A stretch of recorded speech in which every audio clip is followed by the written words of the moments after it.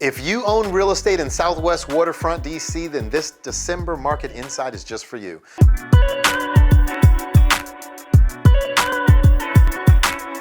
It's me, Melvin Yates, your neighborhood real estate broker with EXIT Flagship Realty. And in this month's Southwest Waterfront Real Estate Market Insight, we'll focus on empowering you with the real estate facts and data. No fluff.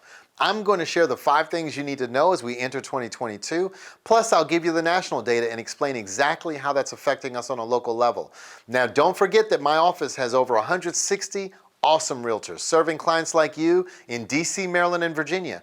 And we would love to help you put a real estate game plan together. Now for the numbers. This month, the average sales price in the Southwest Waterfront is $650,147. This is a whopping 29.2% increase over the last 12 months and a 9.5% increase over the last 30 days alone. What that means is that if you purchased a home or a condo at Waterfront a year ago for, say, $500,000, you just made $150,000 on average in 1 year's time. Amazing.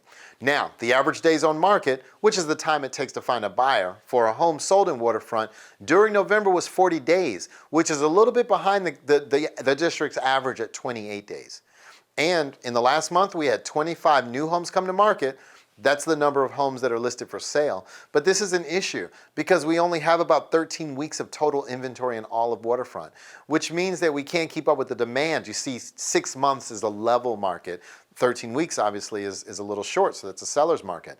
Now buyers, this is a huge opportunity for my sellers who should strongly consider taking advantage. My buyers, this is a little concerning, but hopefully things balance out.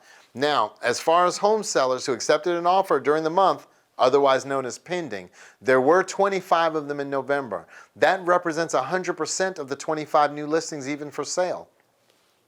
There were 17 homes that did ultimately sell during the month. That's down 15% over last month, but up 30.8% over last year this time. As you can see, and as the data shows, this is textbook supply and demand. My agents have lots of qualified buyers who want to buy in Southwest Waterfront, and they're willing to pay top dollar right now. I just need more homes and condos for them to buy. So if you're thinking about moving up, moving down, or maybe moving away, your time could be now, and it could be the perfect time. Now, before I jump into the national data and explain how it affects us locally, feel free to text me an address, any address, and I'll shoot over a free market analysis on that specific home.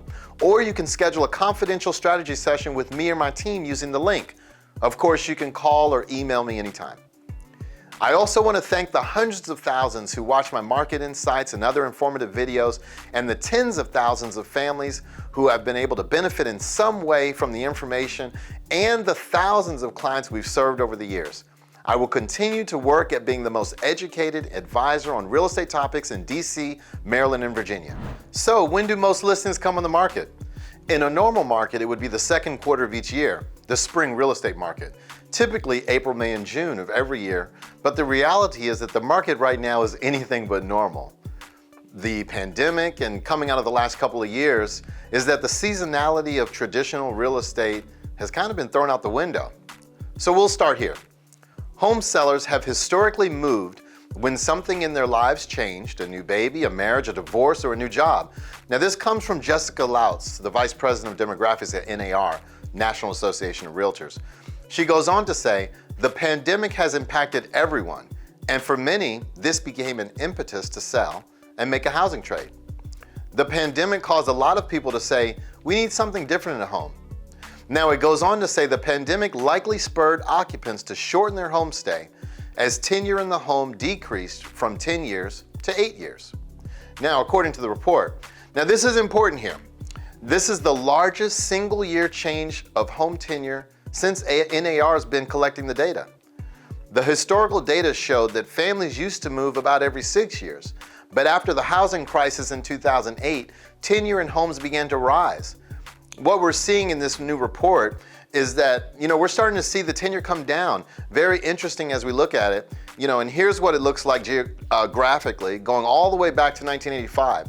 You'll see the average of about 6 years of some staying in their home, most people staying, some people staying longer, 7, 8, 9, 10 years. The average just over 9 years now in a home, over the last 10 years or so. Now, there are a lot of good reasons for that. A lot of people maybe didn't have the equity to make a move. Maybe they were underwater for a while in the home that they own. Maybe they just said, we're not gonna do anything. We're just gonna try to pay the house off. Now, coming out of a pandemic, we're seeing that dip down. Now, I'm certainly not saying that 1 year would make a trend by any stretch of the imagination, but I think we can safely say that it represents pent-up seller demand in all those years that folks have stayed in their homes. We can say the meaning of a home has dramatically changed. We can also say there's more equity in homes now than there has ever been before in history. All of this leading to many people thinking, maybe now's the time to make a move. And I do believe we'll start to see that in the winter. Now, let's take a look at what George Ratu at Realtor.com says. He said, the pandemic has delayed plans for many Americans and homeowners looking to move into the next stage of life, and that's no exception. Recent survey data suggests the majority of prospective sellers are actively preparing to enter the market this winter. So going back, a lot of reasons we just talked about, folks thinking about moving. This study is saying we're seeing a lot of those people preparing to enter the market this winter. In that same study, 65% said that they either just listed or plan to this winter. 93% said they've already taken the steps toward listing a home, including working with an agent.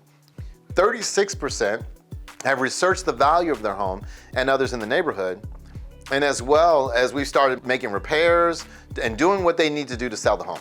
I think today in this market, being prepared, being educated, and taking action, if appropriate, is what I want for you.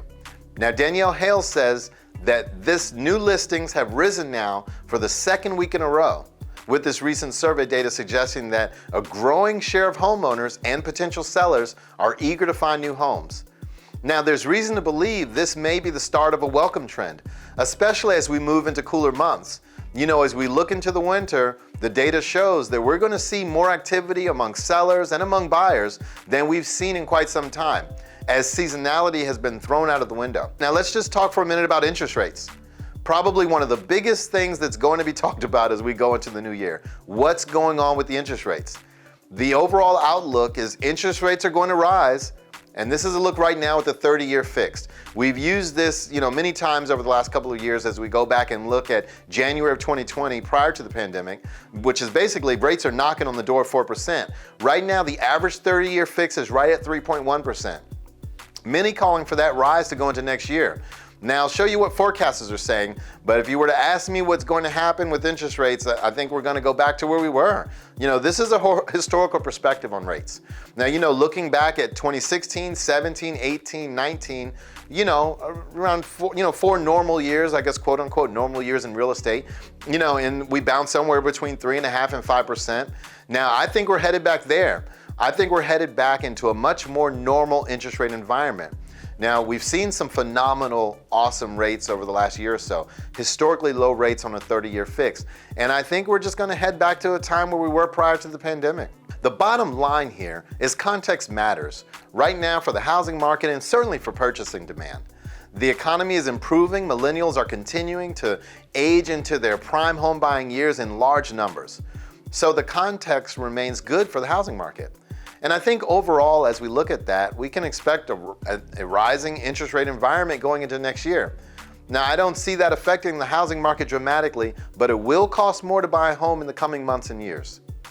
Now, before we close, I'll quickly share some mortgage rate projections. This is an outlook from the four leading providers that we follow: Fannie Mae, Freddie Mac, MBA, which is Mortgage Brokers Association, NAR, as I mentioned earlier, National Association of Realtors. And what they're saying, sometime between the middle and the end of next year, forecasting between 3.5% and 4% in the average 30-year fix. So it is definitely going to cost more, I think. Now, you should expect interest rates to rise. And I don't have a crystal ball to say exactly what the interest rates are going to be. But as you can see, and I think we should all expect rising interest rate environment, and I'll continue to educate you as we go into the new year. Now, this next graphic is a home price forecast for 2022. Now, a lot of people are saying what's going on, what's going to happen next year to housing. I'm concerned. I'm concerned that, here we go again, all of that. Forecasters are calling for a 5.1% on average on housing appreciation.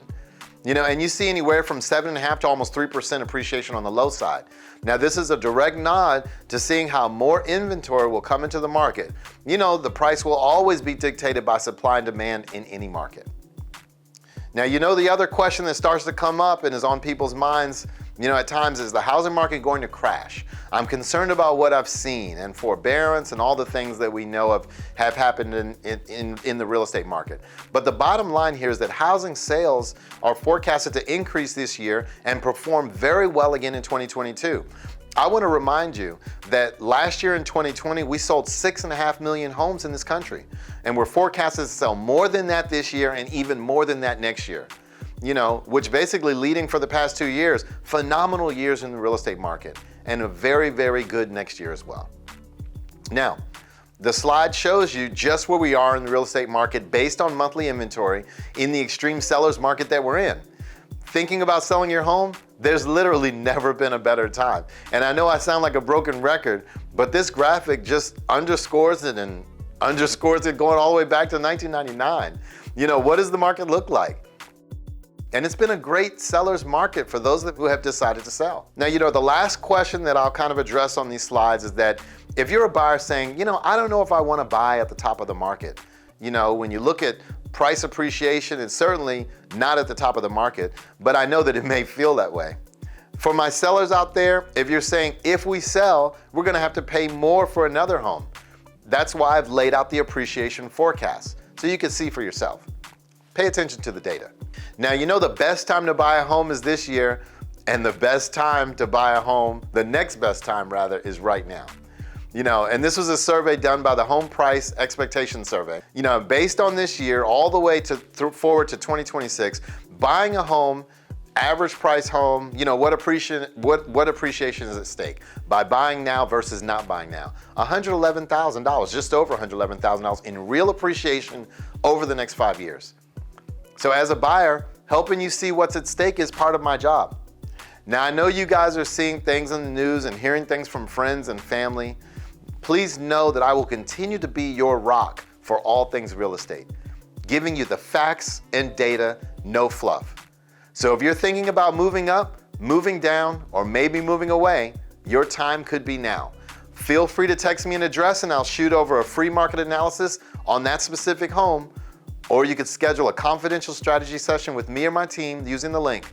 Of course, you can call or email me anytime. Thanks.